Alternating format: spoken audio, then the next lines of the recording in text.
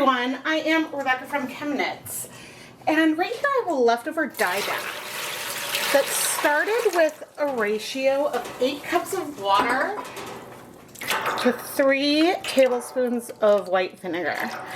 And I don't know if you can tell that there is a tiny bit of color left in there. I just added 8 more cups of water, 3 tablespoons of vinegar, and now I'm bringing over 300 grams of knitpicks stroll fingering weight yarn. The plan is to use up some leftover dye stocks I have on hand. Now, I did not really clean this pan between the last project and now, so we could have some dye along the sides of the pan. And this yarn is knitpicks stroll fingering weight yarn. It is 75% superwash merino wool, 25% nylon. And clearly I'm adding it dry. It is a very absorbent yarn. The heat is still on low, so I'm trying to be a little careful here. I probably could get, I have a slotted spoon that I use. The yarn is in this 4-inch deep, full-size catering steam pan. All of the tools and equipment I use for dyeing yarn are dedicated for dyeing yarn and are never used for food prep. But restaurant supply stores and things can be really, really handy. Now, you can see that we still have a fair amount of liquid in here. If I move the yarn aside, there's still some water.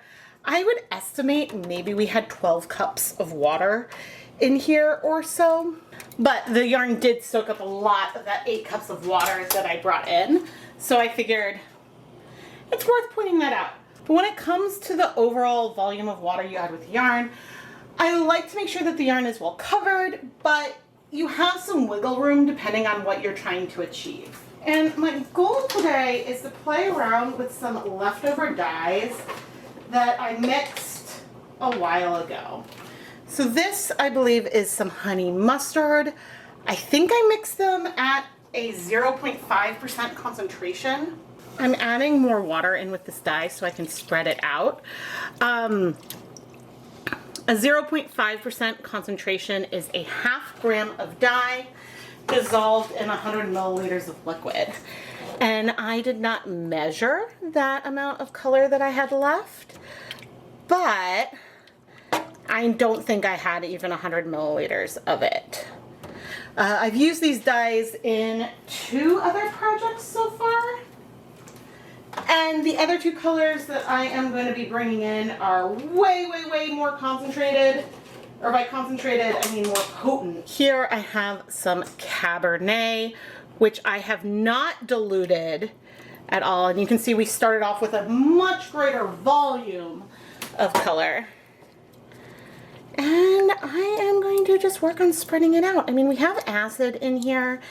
And I'm just curious, because normally I say don't stir, but I'm feeling like stirring and moving things around as I pour it. Clearly, things are more concentrated where we just poured the color on, but I'm making things up as I go today, and I'm really enjoying doing the opposite of what I usually tell myself to do, is to not stir and trust the process. And here I am today, like, oh, let's stir. But you can see, because of how we're moving it, yes, there is still some of that cabernet color in there, in that area, but it is the most concentrated where I first poured it.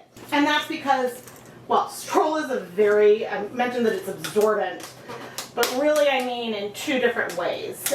It's absorbent both in that it soaks up water quickly. Here I'm coming in with some dark navy. But also I find that it absorbs dye really, really quickly. Dark navy is also oh, I don't want to use the spoon for this. If I'm trying to stir, let's use these tongs to work the color through. Now, if I had a big spoon, that would maybe help. And I feel like that honey mustard is probably completely gone. But I can even lift the yarn. See, okay, I see we have a lot of colors left in there. Move it around. Okay, I put my finger in. Things are not that warm yet. That is a good way to move color through. But honestly, This is why I do a lot of variegated things cold with no acid, which I feel like is showing off pretty well right here because of how quickly these colors are striking. Now, I don't think I'm going to use 100% of all of the color that I have here. I'm really just making things up as I go along, and I'm having a lot of fun with that in the process.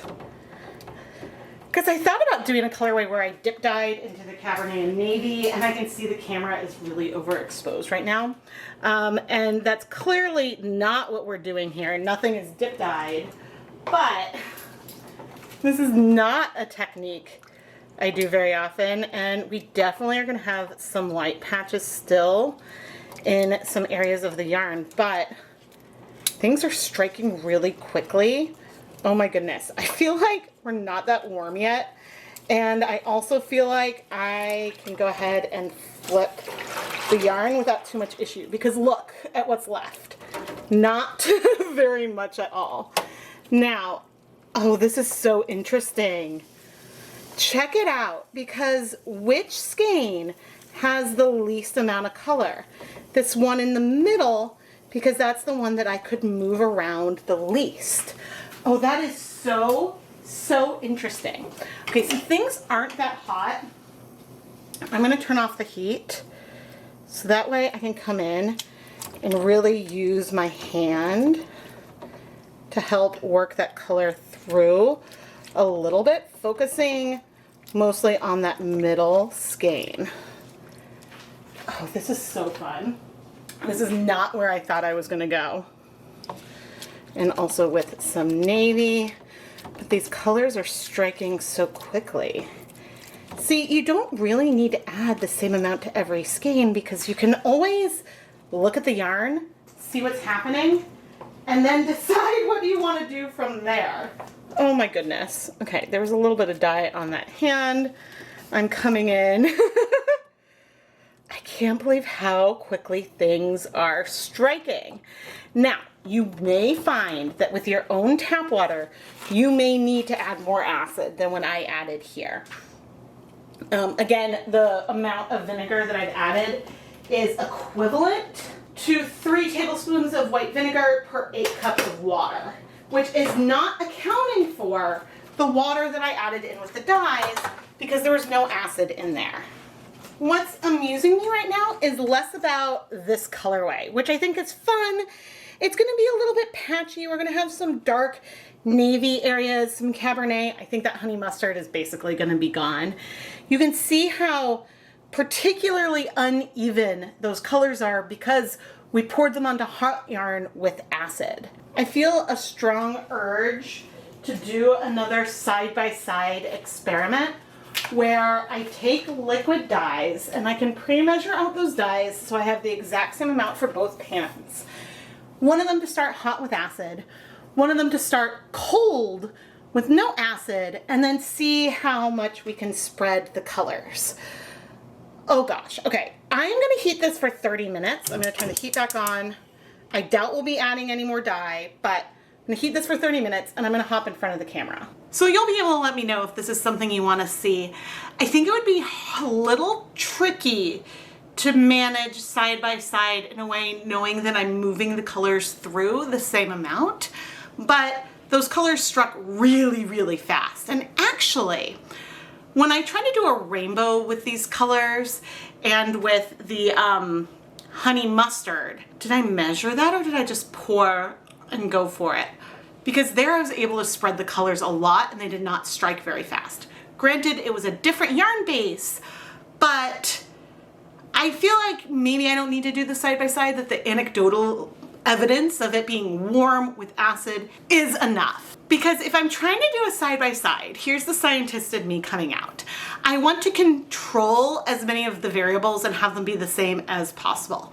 So same yarn base, same water volume, all that kind of stuff. Because you only want to really vary one variable if you want to make a conclusion. Because otherwise you could say, well, Did I move the yarn less than one than the other? And so when it's something like how much I'm wiggling the yarn, that's a really hard variable to control for, because I could do it differently. But I'll have to think and see what editing Rebecca writes down and how I might want to design this. I mean, certainly I could do at room temperature with acid, without acid, really easily side by side on the counter. And actually I have done heat versus no heat, which I could do with the hot plate really easily side by side on the counter.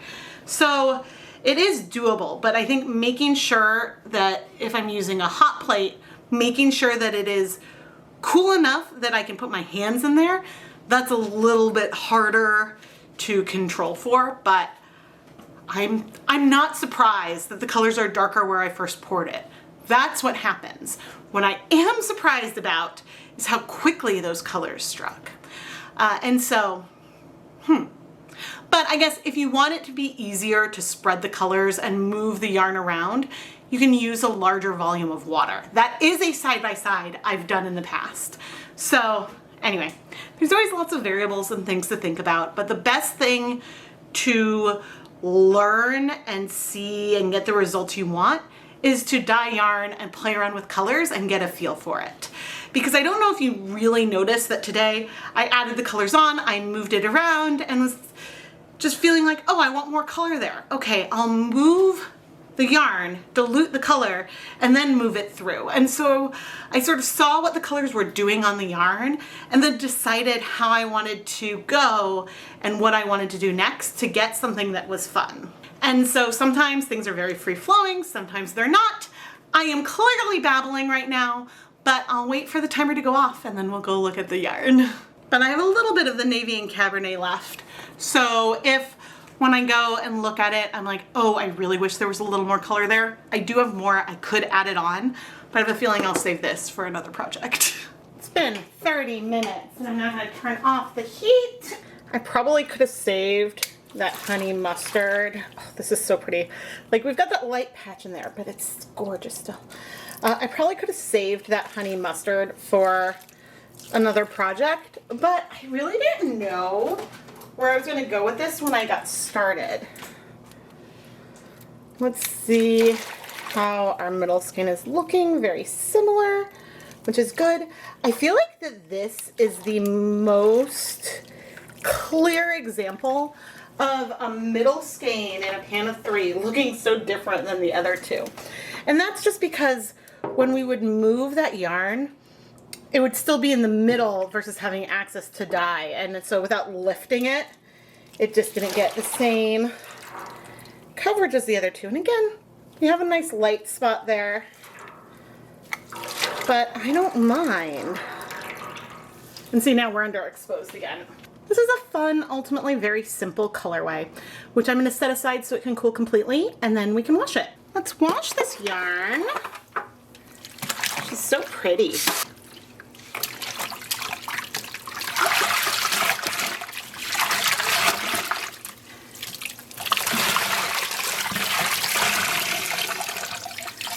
Ooh, and I forgot I was supposed to be talking. All right, we got some color coming out. I'm not worried yet. Oh man, is what it is. All right, let's fill this back up. I can't believe I got so lost in my brain that I forgot I was filming. Oh, Rebecca. Oh man, this is what I get for being distracted and thinking about end of year teacher gifts. It's funny because there's a lot of navy in that first rinse, and I'm seeing almost a little bit from both. We have, gosh, I mean, I don't think it's that much color, but we do have some areas that are a little saturated. So what I'm gonna do, as I add more of the regular dish soap, let's also add, oops, that's more than I wanted to. I meant to, I'm like a mess right now. With the Synthropol, I meant to just pour it to the side a little bit to dribble some on. I was gonna put some on my finger. And instead, I think I poured a lot in, which was not what I intended to do. Whoops. And that stuff isn't that cheap. So that is a bit of a bummer. Okay. It does mean I'm going to have to do a lot of rinsing at some point. But what I'm going to do is I'm going to fill this up completely with water. And then just let everything soak. Yeah, we can see some bleeding. The soap hopefully will be helping that. Helping pull that out. So I'm going to let this soak for about 10 minutes. Can't believe I added so much. More than 10 minutes, but oi. Is what it is, y'all. I mean, it's good for stuff to come out now because we have all the soap that's hopefully binding anything that's unbound. And so then hopefully we'll clear pretty quickly, but there's a lot of soap in here. So I was just figuring out how many teachers I think I can make custom word clouds for.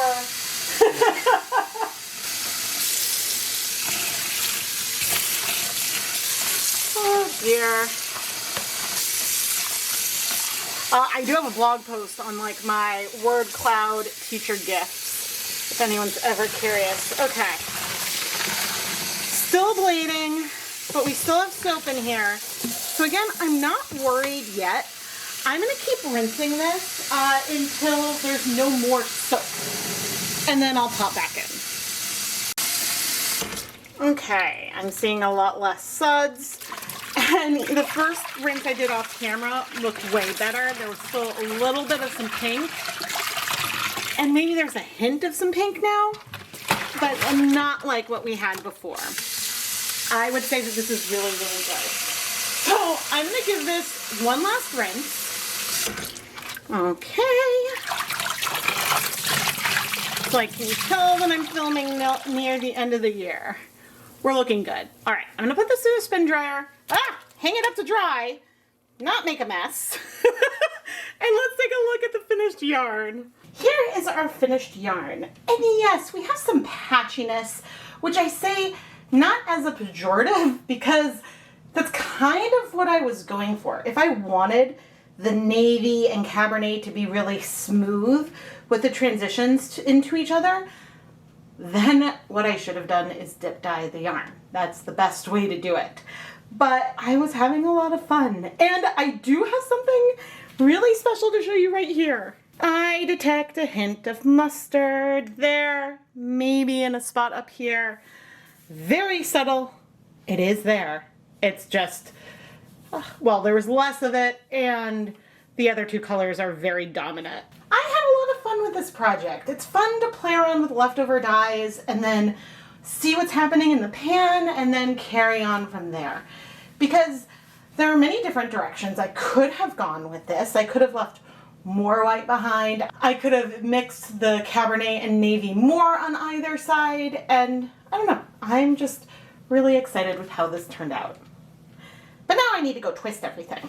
I am Rebecca from ChemKnits, and one of my goals is to showcase different ways to dye yarn, different ways to plan projects, whether you go in with a plan or not with a plan.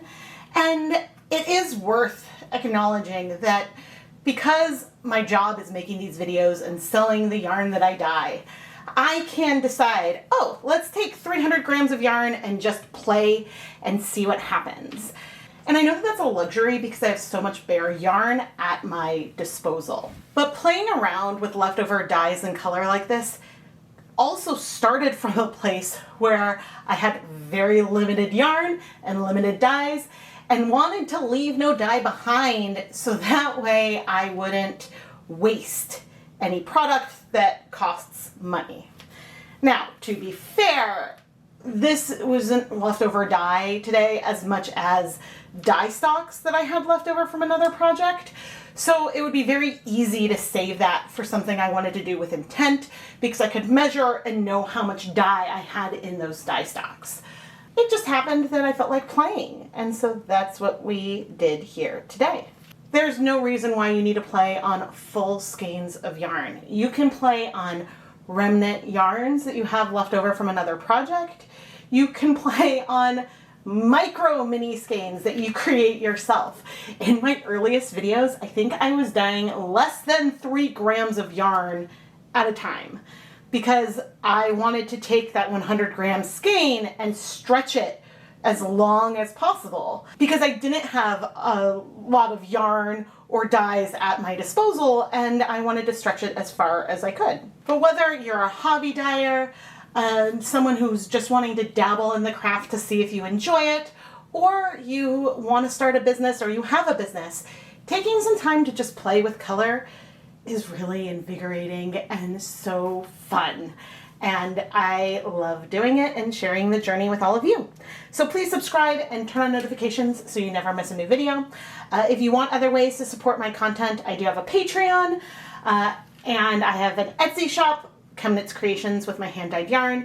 You can find links to everything and where you can find me on social media down in the video description. Thank you so much for watching.